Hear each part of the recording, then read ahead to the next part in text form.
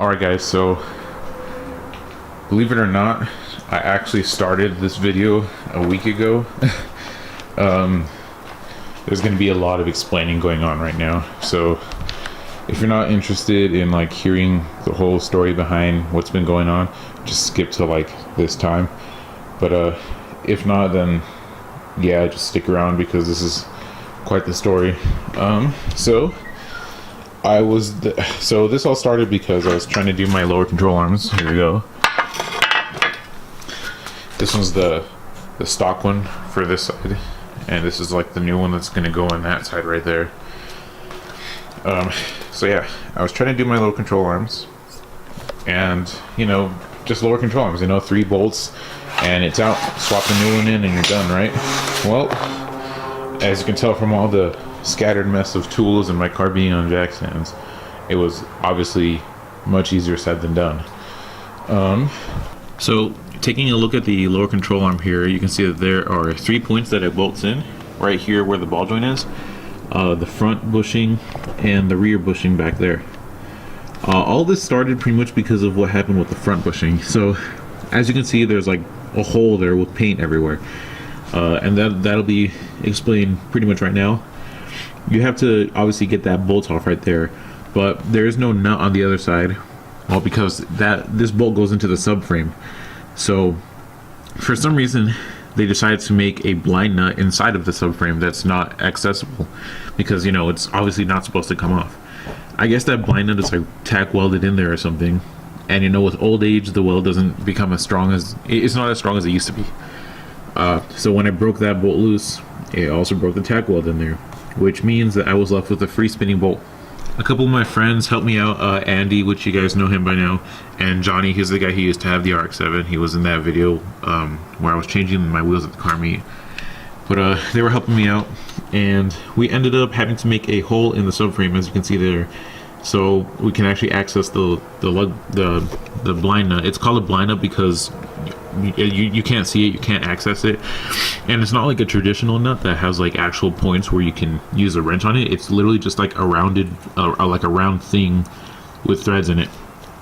And obviously we had to locate that, obviously, and we had to get it off first of all to get the stock subframe off, which we obviously managed.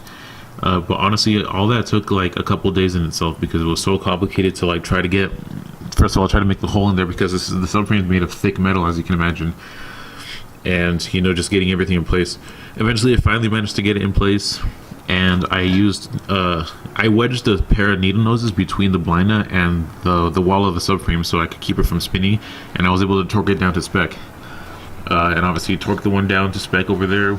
And at this point I already had both of these in there, bolted, torqued up, and I even went ahead and put the ball joint on the control arm and torqued those bolts down. The only thing left to do was put the ball joint in the steering knuckle. And this is when things kind of start to get really out of hand. Like already that situation in there with like the subframe and whatnot, that was already spiraling out of control. And obviously I painted over the bare metal now, but I'm definitely gonna need to patch that up later because that's pretty dangerous. So next we have to get the ball joint and the steering knuckle. This is my old ball joint. This one's like super messed up. These threads right here are like messed up, so I couldn't lower this anymore, which caused the wheel to, there was a lot of play in the wheel. I'll probably put a clip of that in here now. So here I have my brake, right, and if I just grab it from right here, that's horrendous. So yeah, it was causing that.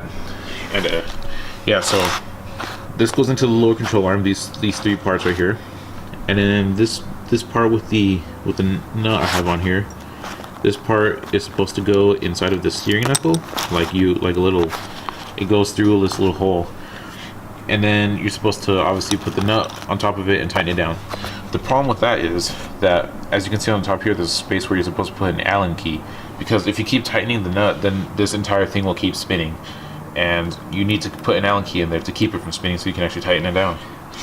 The problem with that is, you notice I keep saying that phrase, but the axle is in the way So you can't fit an Allen key or anything in there to keep that from spinning unless you take out the axle. So, you know, also pretty basic thing, you know, take the axle nut out, soak it in PB Blaster or whatever, and just knock it out real quick, you know. But unfortunately, my car being really old and crusty, if you guys also remember, back when I was doing my coilovers, we were not able to get this axle out. And to this day, that is still true. I was never able to get the axle out. So I'll continue explaining with that. So yeah, we need to get the axle to tighten this on there. So I take the axle nut out, try to beat it out. That obviously didn't work. Soaked it in PB Blaster. Tried to beat it out for like a good while, for a long time, because this is already taking like 4 days at this point. Couldn't get it out.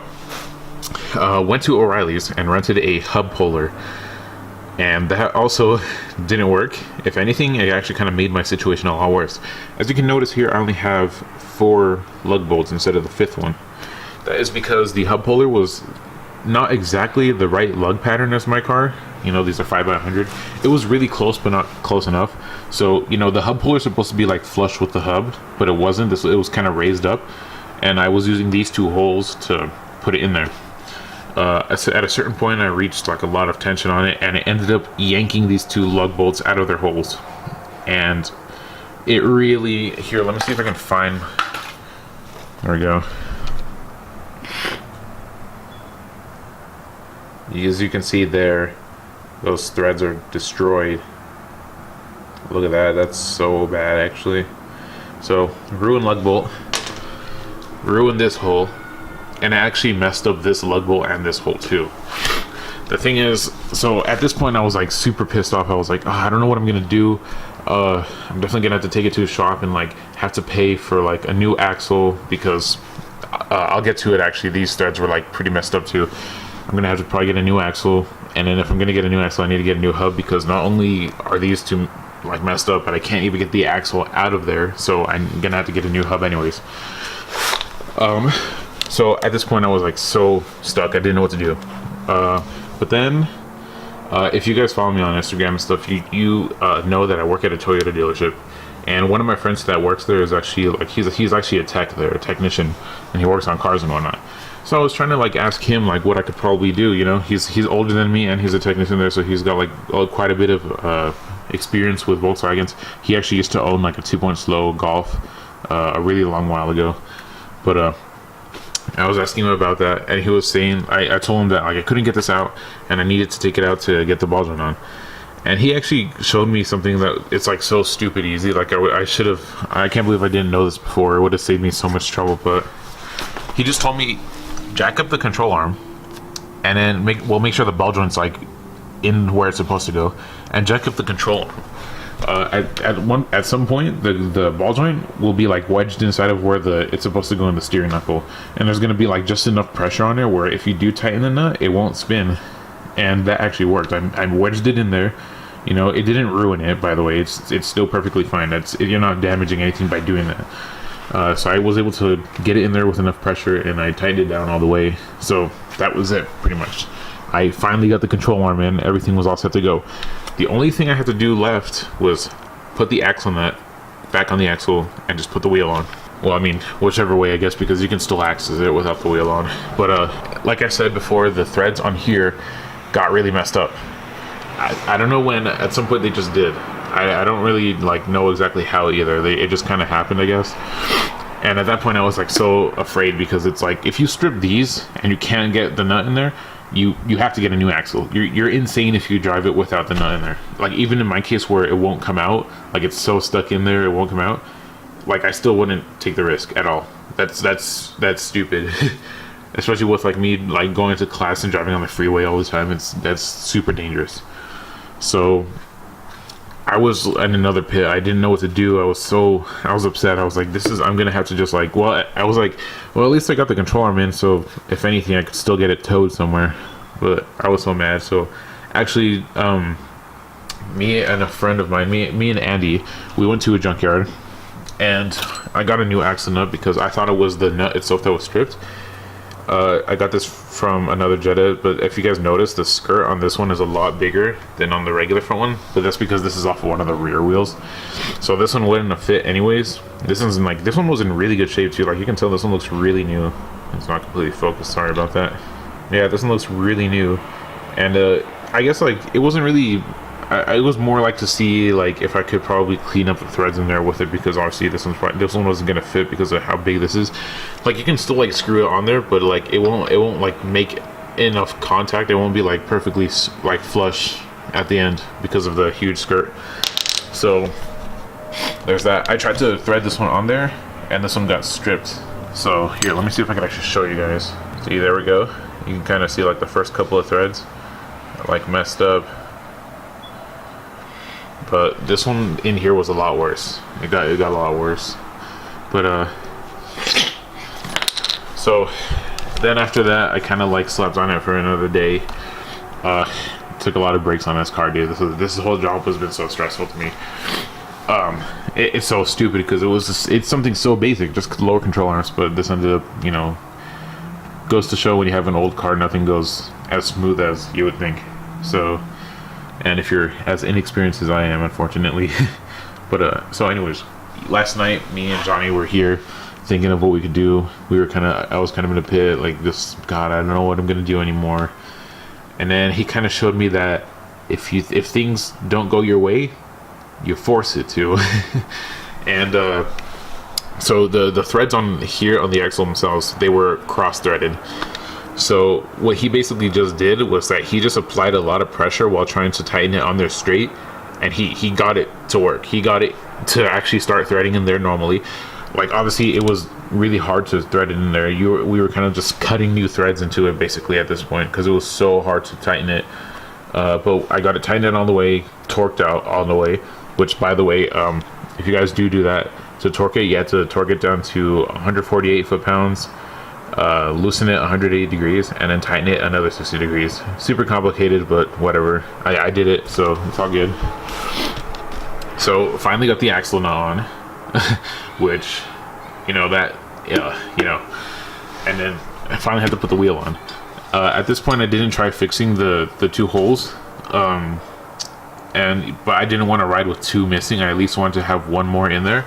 So I pretty much took Johnny's what he did here and just forced it to work, and did it with this one too, because these threads are completely ruined, but these ones were at least a bit savable. So I got this lug bolt, which was still pretty okay, not like the one over there, which was also completely destroyed, and forced it to work, and I got it torqued in, and it's all good. So I'm only missing one lug bolt, so it's not extremely sketchy, I guess. So yeah, huge mouthful. It's been a long week. I haven't been able to drive this car at all. I'm hoping I could just finish. Well, now that I've gone through like all the stuff here, I definitely know what to expect in case any of that happens on the other side. So I'm guessing it'll go a lot smoother, maybe hopefully a lot quicker. So man, this was gonna be such a easy, like just a simple how-to video, and then ended up becoming this. So yeah, that's this side finally all done. So now I'm gonna go ahead and get started on the other side because I just want to get this done. You know, I haven't been able to drive this car in a while. So yeah, let's get to it. So as you can see here, we're on the driver's side now. This side, I know the axle will be able to come out though, because when I was in high school, the ball joint on this side actually did go out and I replaced it, and we actually did take out the axle. But I still don't want to try to do that, just so I don't risk like stripping this one as well, just like the other side. But so I'm just gonna try to keep that on there, but we'll see what happens. And anyways, one thing for sure that I highly recommend anyone does in a situation like this is definitely for sure beforehand just go over with some penetrating lubricant. PB Blaster is really good. You can use WD-40, but PB Blaster I know is like a lot stronger, so anything you got like that, definitely go around for sure, like all the bolts that you got to remove, especially the one in the subframe, as you guys know, so you don't break it, because there is a little hole under the subframe where if you look at it at the right angle, you can actually see the blind in there.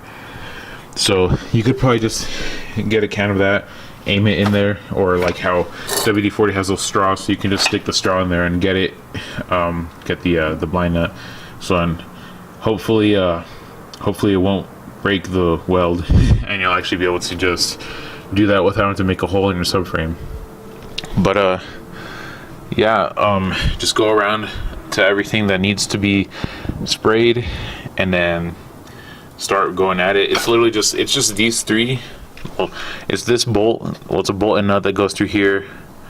The bolt on this side for the front bushing, and then your I don't know if it's in focus, and then your ball joint, which is going to be those three bolts at the bottom, and then the nut at the top. So this ball joint's actually in pretty fair shape too, but I'm just going to change it with a new one just because I already got a new one as well. And then this one, because like I said, I didn't change this one long ago. This was pretty recent, so this one's still got a good amount of life in it, so I could probably just keep it around in case the ball joint goes out again. I could just swap this one in there. But yeah, I'm just gonna get spray into these and then probably let it sit for a while, and then we'll go on from there. Alright, so I got everything all sprayed down. I'm probably gonna hit the one inside of the front bushing a little bit more and let that sit for a bit longer. But I'm just gonna go ahead and tell you the size of everything that's down here. This nut, this bolt down here is a 19. The nut might be the same size, I'm not sure, because I can't really like fit a ratchet in there. I don't have a wrench that's that big, so I just put like a vice grip on the top one and loosen that. But this one over here is an 18, and then if I'm not mistaken, these right here might be like a 6 or something. Here, let me see. Or 10, not a 6. Here, let's try 16 actually. No, that's way too big, so it's probably just a 10, just like everything else on this car. So yeah, there's that, and then the nut on the top is a bit bigger, as you can tell. It's probably also like an 18 or something. I'm not really too worried about these though, because I'm just going to be loosening the one on the top here and then sliding that out. But these two are a little more where you kind of do need to know the size of those. And the torque specs I'll also be like saying later on too when I put the new one on, because I can't remember them off the top of my head. So I'll probably just take a look at those once I get the new control arm in. So yeah, I'm just gonna start getting some of these off, wait on that one a little bit more, because I really don't want to have to drill another hole in the subframe. If it comes down to it, I'm prepared for it though, so I guess if it happens, it happens, but I'd really prefer that it didn't. First of all, so I can probably get this done faster and have a lot of less work to do, and second of all, so I don't have to degrade the structural integrity of my subframe even more than it already is. Alright guys, super great news, good, awesome progress report going on here. I got the control arm out, just those three things as I said. On this, the freaking, as you can tell, I didn't make any new holes or anything, which means that yes, the blind nut stayed in there. I was super careful with it, put a lot of PB blaster in the inside of it, which I should have done to the other side. But I didn't know that it was a nut. I thought they were just threads inside of the subframe, but probably still would have been good either way. But anyways, yeah, got it out. Control arms here.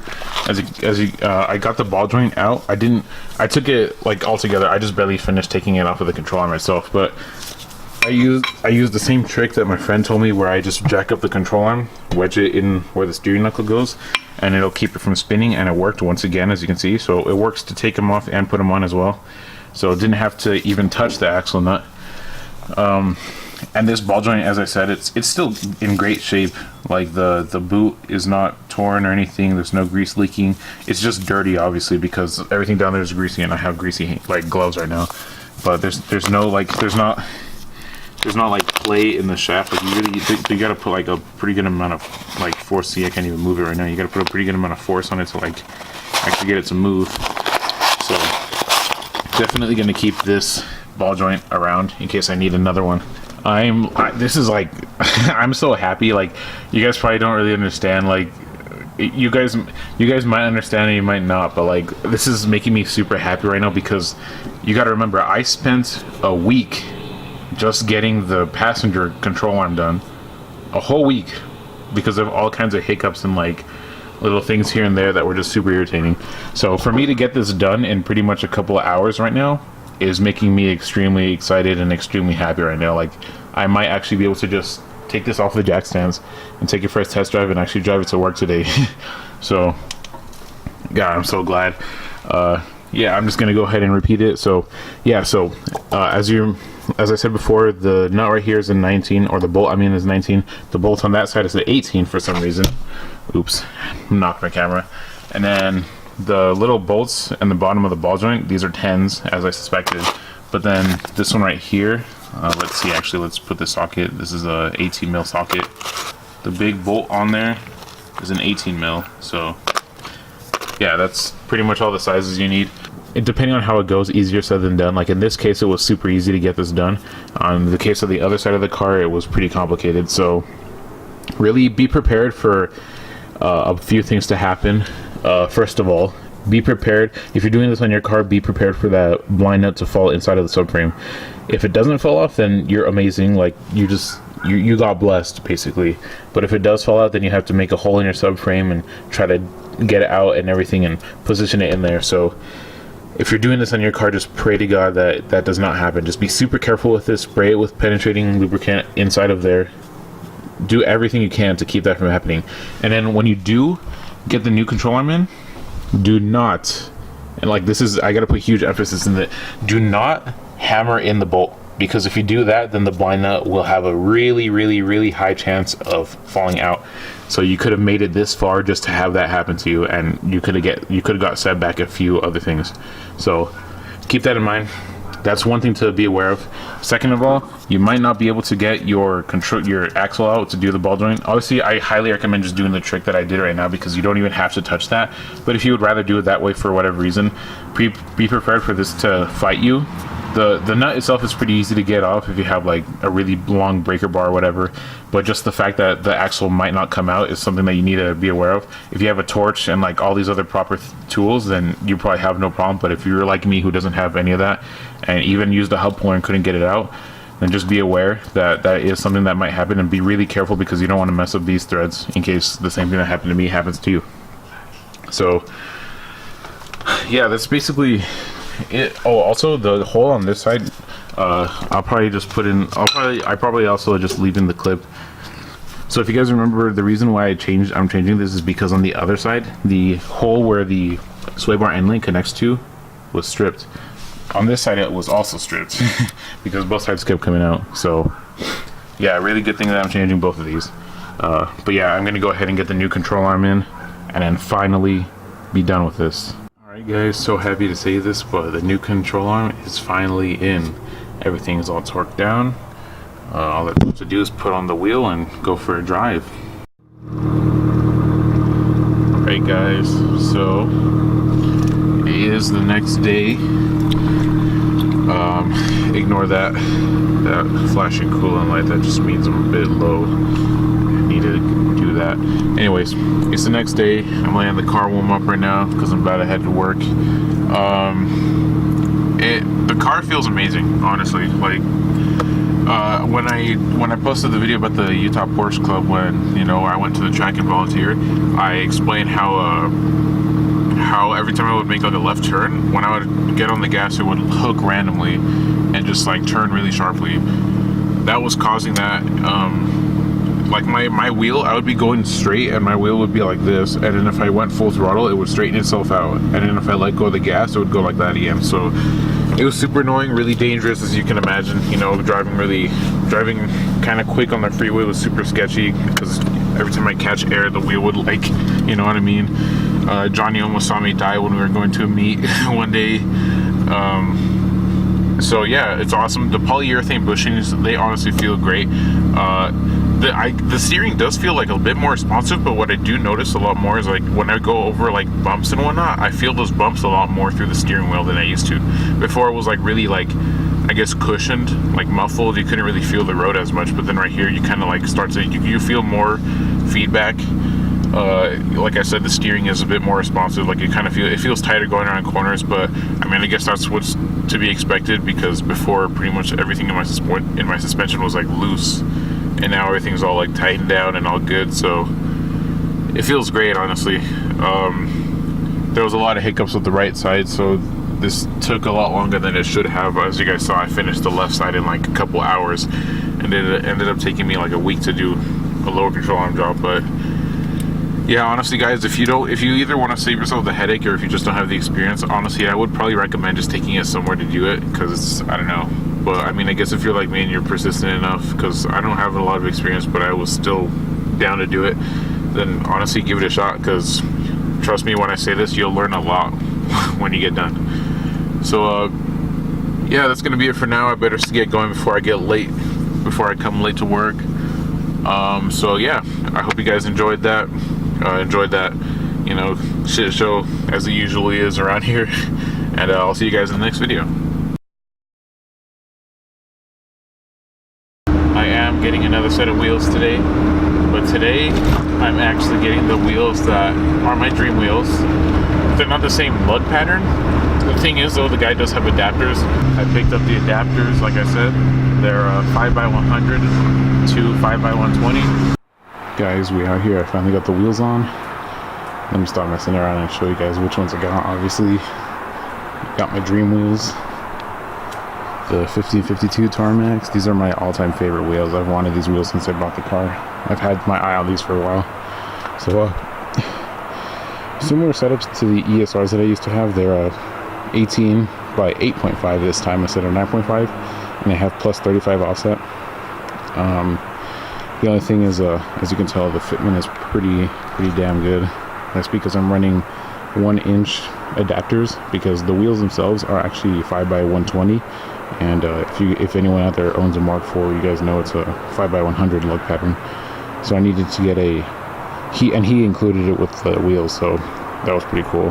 Got a basically free set of 1-inch 5x100 to 5x120 wheel adapters. So the fitment is really awesome. I honestly really like it.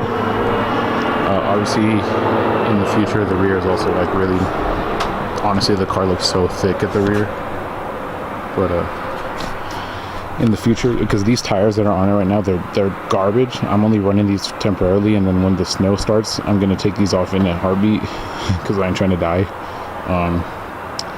But yeah, these tires are shot, so when I get new tires, I'm gonna get thinner tires, because these are 245, 35 are 18. But I get a pretty good discount at work, so I'm gonna get 225 40R 18s.